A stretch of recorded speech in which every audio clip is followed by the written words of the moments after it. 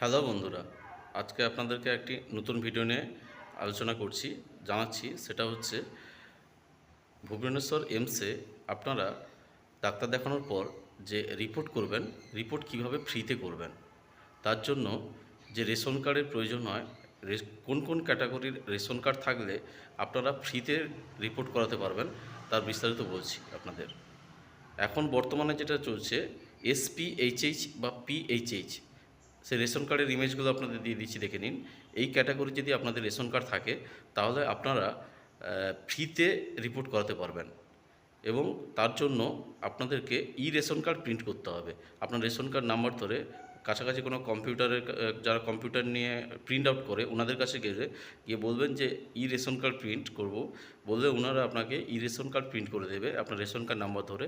সেটা কিভাবে হয় সেটাও দেখিয়ে দিচ্ছি আপনাদের, কী ধরনের হয় রেশন কার্ডটা।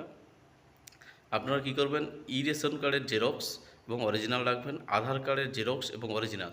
এখানে আরেকটা কথা বলে রাখি, আধার কার্ড এবং রেশন কার্ড এই দুটোর মধ্যে নাম এবং বাবার নাম যেন ঠিকঠাক থাকে। এগুলো যদি কোনো ভুল থাকে তাহলে কিন্তু রিজেক্ট হয়ে যাবে। আপনার এগুলো নিয়ে যাবেন, সঙ্গে ভোটার কার্ডের অরিজিনাল এবং জেরক্স রাখবেন। কখনও কখনও ভোটার কার্ড ভেরিফিকেশনের জন্য ভোটার কার্ডের জেরক্স এবং অরিজিনাল চায়। আপনাদের একটা কথা বলে রাখি, এই বর্তমানে আরএসকেওয়াই বা অন্যান্য যে রেশন কার্ডগুলো আছে সেগুলোতে কিন্তু আপনার লিঙ্ক হচ্ছে না।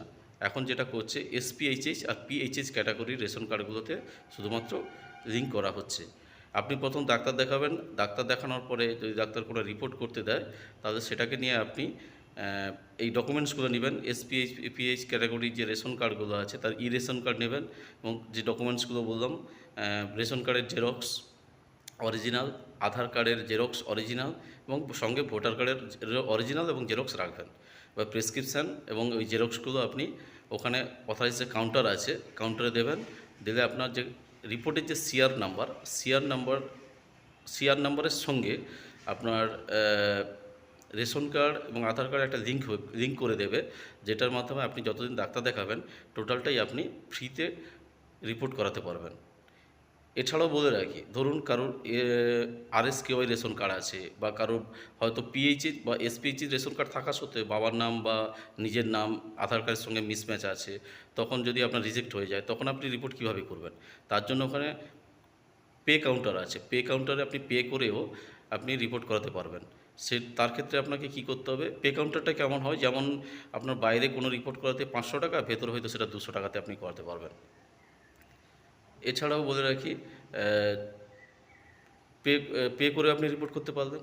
এবার এছাড়া যাদের ক্ষেত্রে আরএসকেওয়াই বা অন্যান্য রেশন কার্ড আছে, ওনাদের তো অলরেডি লিঙ্ক হবেই না, ওনাদেরকে পে করেই আপনাকে রিপোর্ট করতে হবে, আদারওয়াইজ বাইরে গিয়ে রিপোর্ট করতে হবে। শুধুমাত্র পিএইচএইচ ও এসপিএইচএইচ রেশন কার্ডের ইমেজগুলো দিয়েছি, এবং ওগুলো সঙ্গে নিয়ে যাবেন। সঙ্গে আপনি রেশন কার্ড একটা প্রিন্ট আউট এবং সঙ্গে একটা জেরক্স সঙ্গে নিয়ে যাবেন। সেটা কিভাবে হয় সেগুলো আমি আপনাদেরকে ইমেজগুলো দিয়ে দিচ্ছি, কোনটা রেশন কার্ড, কোনটা আপনার এসপিএইচএইচ পিএইচএইচ রেশন কার্ড, সেগুলো দেখে নিন এবং সঙ্গে এগুলো নিয়ে যাবেন। দিলে দেখবেন আপনার ডাক্তার দেখানোর পরে রিপোর্ট ফ্রিতে করাতে পারবেন।